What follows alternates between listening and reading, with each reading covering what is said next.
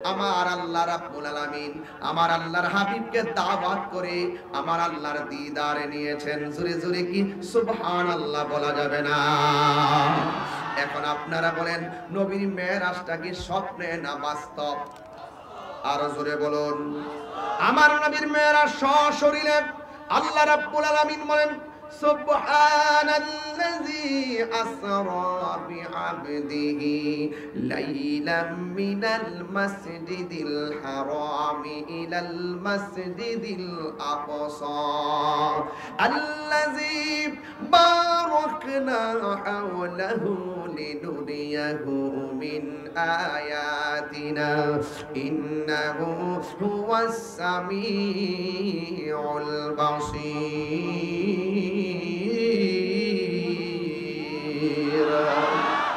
আল্লাহ রাব্বুল আলামিন যিনি আসরা ভ্রমণ করিয়েছেন বে আবদিহি, বা মানে হলো জিব্রাইল, আব্দুন মানে হলো নবী, হি মানে হলো ইলাল্লাহ। জিব্রাইলের মাধ্যমে তার বন্ধুকে আল্লাহর দিকে নিয়ে গিয়েছেন। What is the difference between Kalim and Habib? Kalimullah কাকে বলে? মুসা নবীর উপাধি হলো কালিমুল্লাহ, আর আমার নবীর উপাধি হলো হাবিবুল্লাহ। কালিমুল্লাহ কাকে বলে? কালিমুল্লাহ হলো তিনি যিনি তুর পাহাড়ে আমার আল্লাহর কাছে বারবার গিয়ে বলেছেন, রব্বি আরনি, প্রভু দেখা দাও। আল্লাহ বলছেন লান তারানি, কখনো দেখতে পারবে না। মাদ্রাসা ছাত্র, কওমি মাদ্রাসা ছাত্র যারা আছেন তারা বুঝবেন, শিক্ষক যারা আছেন তারা বুঝবেন, পাবলিক বুঝবে না, স্কুলের পোলাপানগুলা বুঝতে নাও পারে। এই জন্য এখানে লান তারানি, লান তারানি এটা হলো নফি তাকিদ বলান্দার ফিল মুস্তাকবিল মারুফ আন লান কাই ইজান নাওয়াসিবিল মুজারে। এ যুবক ভাইরা, আল্লাহ বলছেন লান তারানি, ভবিষ্যতে কোনো কাজ না হওয়ার দৃঢ়তা প্রকাশ করে, এটার নাম হলো নফি তাকিদ বলান্দার ফিল মুস্তাকবিল মারুফ। আল্লাহ বলছেন, হ্যাঁ মুসা, তুমি আমার দেখতে চেয়েছো, আমি আল্লাহকে কখনোই তুমি দেখতে পারবে না। এটার নাম হলো কালিমুল্লাহ। আর হাবিবুল্লাহ হলো তিনি যিনি আল্লাহকে দেখার জন্য দরখাস্ত করে নাই। স্বয়ং আমার আল্লাহ হঠাৎ করে রাতের বেলায় জিবরাইল আলাইহিস সালামকে পাঠাইছে, জান্নাতের জামাগুলা পরাইয়া আমার বন্ধু নবীকে আমার দিদারে নিয়ে আসো। এ যুবক ভাইরা, খুশি না বেজার? 1,24,000 পয়গম্বর, কোন নবী আল্লাহকে দেখতে পারে নাই। আল্লাহ দাওয়াত করে লামকানে নেন নাই, একজন পয়গম্বরকে নিয়েছেন যিনি হলেন হাবিবুল্লাহ, যাকে আল্লাহ পাক রব্বুল আলামিন শাফাআতের অধিকার দিবেন, যিনি হাবিবুল্লাহ। চিৎকার মেরে বলেন মারহাবা। জিব্রাইল এই সুন্দর জামাগুলো নিয়ে আমার নবীর কাছে যাইবা, আমার নবীরে সুন্দর করে সাজাইয়া জামাগুলা পরাইয়া আমার দিদারে নিয়ে আসবা। নবীর শান শুনলে কি গায়ে আগুন জ্বলে নাকি? না না না, নবীর শান শুনলে আবু জাহেলের গায়ে আগুন ধরে, আর নবীর শান শুনলে আবু বকরের গায়ে প্রেমের ধুলা লাগে। কথা বলেন ঠিক কিনা? ডাক দিয়া বলেন, সুন্দর করে জামাগুলা পরাইয়া আমার দরবারে নিয়ে আসো। জিব্রাইল আলাইহিস সালাম আমার নবীর ঘরের মধ্যে আসলেন। দিনের বেলা আসেন নাই, রাতের বেলা আসলেন। এও আবার এখানে আমার আল্লাহ লাইলাতুন বলে নাই, লায়ালুন বলে নাই, লাইলুন বলে নাই। আল্লাহ বলছেন সুবহানাল্লাযী আসরা বিআবদিহি লাইলান। আমার আল্লাহ রাব্বুল আলামিন রাতের বেলার কিছু অংশ আমার নবীর আল্লাহর দিদারে নিয়েছেন। জিব্রাইল আলাইহিস সালাম আয়েশা দেখতেছেন আমার নবী ঘুমাইতেছে। আমার নবীর ঘুমের মধ্যে আয়েশা, জিব্রাইল আলাইহিস সালাম একবার ডান দিকে যায়, আরেকবার বাম দিকে যায়, আরেকবার সামনে যায়, আরেকবার পিছনে যায়। আমার নবীজিকে ডাক দিতে সাহস পায় না। আল্লাহ ডাক দিকে, জিবরাইল, আমার বন্ধু নবীর কদম মুবারকের তলা তোমার জিহ্বাটা লাগায়া দাও। জিব্রাইল আলাইহিস সালাম নবীর কদম মুবারকের তলায় নিজের জিহ্বাটা লাগায়া দিবেন। আমার নবীর ঘুম ভেঙে গেছে। আমার নবী বলেন, জিব্রাইল তুমি কেন এসেছো? জিব্রাইল আলাইহিস সালাম বলেন, আল্লাহ, আমার আল্লাহ রাব্বুল আলামিন আমাকে পাঠাইছে এই সুন্দর জামাগুলো দিয়ে, এই জামাগুলো দিয়ে পড়াইয়া আপনাকে মহান রবের দিদার নেওয়ার জন্য। আরে বাবা, মুসা নবী আল্লাহর দেখার জন্য কতবার দরখাস্ত করলো, আমার আল্লাহ দেখা দেয় নাই। আর আমার নবীজিরে আল্লাহ নিজে অফার করলো। আমার নবী ডাক দিয়ে কয়, জিব্রাইল রে, আমি যদি জমিন থেকে মহান নবীর দিদার চলে যাব, তাইলে আমার গুনাহগার উম্মত আমি কোথায় রেখে যাব? হায় রে উম্মত, তোমার জন্য নবী পাথর খাইও, তোমার জন্য কান্দে, তোমার জন্য নবী রক্ত মুবারক জড়াইয়া উম্মতের জন্য কান্দে। এ যুবকের দল, নবী যদি উম্মতের জন্য কান্দে, নবীর জন্য ভালোবাসার দরকার আছে না না?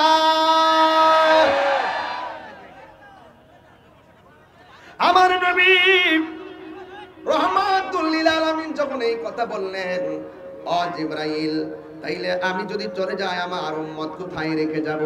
আল্লাহ ডাক দিয়া বলে, হ্যাঁ জিবরাইল, আমার বন্ধু নবীরে জানাইয়া দাও, আমার বন্ধু নবী যতদিন পর্যন্ত আমার দিদারে থাকবে, ততক্ষণ পর্যন্ত আমার বন্ধু নবীর উম্মতের আমলনামায় কোনো গুনাহ লেখা হবে না। আপনারা জবান খুলে বলেন, আমাদের গুনাহ আছে না নাই? গুনাহ মাফের মালিক হলো একজন। হুঙ্কার দিয়ে আওয়াজ করে মহব্বতে বলেন, তিনি কে? আর মায়ার সুরে বলেন, তিনি কে? এবার নবী আমার মুস্কি হাসি দিয়ে জামা মুবারকটা যখন লাগাইছে, জামা মুবারকটা যে কত সুন্দর, এত সুন্দর জামা যেটা পাবনার সুপার মার্কেটের থেকে কিনা নয়, যে এই জামাটা ফরিদপুরের নিউ মার্কেট থেকে কিনা নয়। জামানটা খুলে বলে, নবীর মেরাজের ড্রেসটা ডাইরেক্ট বানাইছে কে?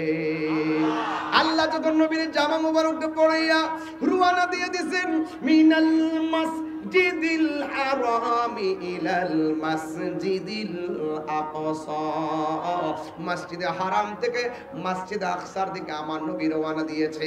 দিনের বেলা নয়, আমার নবী রাতের বেলা রওনা দিয়েছেন। যখন রাতের বেলা রাস্তা দিয়ে যায়, নবী তাকায়া দেখতেছেন একটা কবরের মধ্যে একজন নবী দাঁড়ায়া দাঁড়ায়া নামাজ পড়তেছেন। সুবহানাল্লাহ কয় না রে? নবীজি দাঁড়ায় নামাজ পড়তেছেন। জিব্রাইল কয়, নবী গো, এই কবর দেখেন না কেডায়? ওই কবরের মধ্যে মুসা নবী দাঁড়ায়া দাঁড়ায়া নামাজ পড়তেছে। এখন আমি আপনার কাছে একটা প্রশ্ন ছুড়ে দিতে চাই। নবীজি যে রওনা দিয়েছেন, ইব্রাহিম নবীও তো রওজাতে ছিল। ইব্রাহিম নবীকে আল্লাহ দেখায় নাই। জাকারিয়া নবী রওজাতে ছিল, জাকারিয়া নবীর দিক দিয়ে নবীরে গমন করার নাই। ইউসুফ নবী রওজাতে ছিল, ইউসুফ নবীর দিক দিয়ে নবীরে গমন করার নাই। ইয়াহিয়া নবী রওজাতে ছিল, কিন্তু নবীকে ওই দিক দিয়ে গমন করার নাই। ইউনুস নবী ওই রওজাতে ছিল, ইউনুস নবীর রওজার উপর দিয়ে নবীরে গমন করার নাই। আমার আল্লাহ কেন আমার নবীরে মেরাজ নেওয়ার সময় মুসা নবীর রওজার উপর দিক দিয়ে নেওয়াইলেন? একটা মাত্র কারণ, এই মুসা নবী তুর পাহাড়ে আল্লাহরে বলছেন, আল্লাহ তুমি দেখা দাও ৭০,০০০ নূরের পর্দার ভিতর থেকে জাররা পরিমাণ নূর। জাররা মানে হলো সুয়ের মাথাকে ৭০ খণ্ড করলে ৬৯ খণ্ড বাদ দিলে যে একটা ভাগ থাকে, এটার নাম হলো জাররা। এই জাররা পরিমাণ নূরের জিলিক যখন মারছে, এই মুসা নবী তোর পাহাড়ে বেহুশ হয়ে গেছে। আল্লাহ রাব্বুল আলামিন মুসা নবীর রওজার উপর দিক দিয়া নবীরে মেরাজ করাইয়া একটা মিস কল দিবেন। মুসা রে, তাকায়া দেখ, কালিমুল্লাহ কারে কয় আর হাবিবুল্লাহ কারে কয়?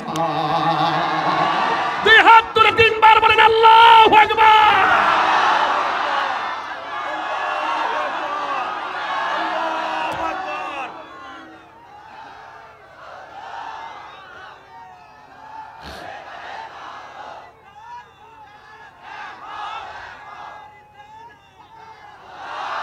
আমার যুবক ভাইয়েরা, আমরা কি দামি না কম দামি? আমার নবীর কারণে আমাদের দাম বাড়ছে না কমছে? এবার উড়াল দিছে বোরাক লইয়া। কই বোরাক লইয়া প্রথম আকাশে গেল, আদম নবীর সঙ্গে দেখা হলো। দ্বিতীয় আসমানে গিয়ে আরেক নবীর সঙ্গে দেখা হলো। ৭টা আসমান পাড়ি দিয়া সিদরাতুল মুনতাহার মধ্যে যখন নবী গিয়েছে, এবার আমার নবী আপনার নবীকে জিব্রাইল আলাইহিস সালাম বলে, ইয়া রাসূলুল্লাহ, আমি আর জাররা পরিমাণ সামনে যেতে পারবো না। আমি যদি জাররা পরিমাণ সামনে যাই, আমার ৬০০ ডানা, একটা ডানা বিছাইয়া দিলে সারা পৃথিবী গালিচা হয়ে যাবে। এত বিশাল বড় জিব্রাইল, যার মাথার মধ্যে 7 সমুদ্র 13 নদীর পানি ঢেলে দিলে 1 ফোঁটা পানিও জমিনে পড়বে না। ওই জিব্রাইল ডাক দিয়ে বলে, ইয়া রাসূলুল্লাহ, আমি যদি একটা কদম সামনে যাই আমার পাখাগুলো জ্বলে পুড়ে ছারখার হয়ে যাবে। আমার রাসূল ডাক দিয়া বলে, ইয়া জিব্রাইলু হাল্লাকা মিন হাজাতিন ইলা রাব্বিকা, তুমি যদি যাইতে না পারো আমি আল্লাহর কাছে যাইতেছি, তুমি আমার কাছে আল্লাহর কাছে কিছু চাওয়ার আসেনি। জিব্রাইল সাল্লাম বলতেছি, ইয়া রাসূলুল্লাহ সাল্লাল্লাহু আন আবসুতা জানাহিয়া আলা সিরাতিল উম্মাতিকা, ইয়া রাসূলুল্লাহ আমার কোনো কিছু চাওয়ার নাই, একটা জিনিস চাওয়ার আছে। হাসরের ময়দান যেদিন কায়েম হবে গো, যেই দিন মানুষ নাফসি নাফসি বলে কান্না করবে, ইয়া রাসূলুল্লাহ নবী গো নবী,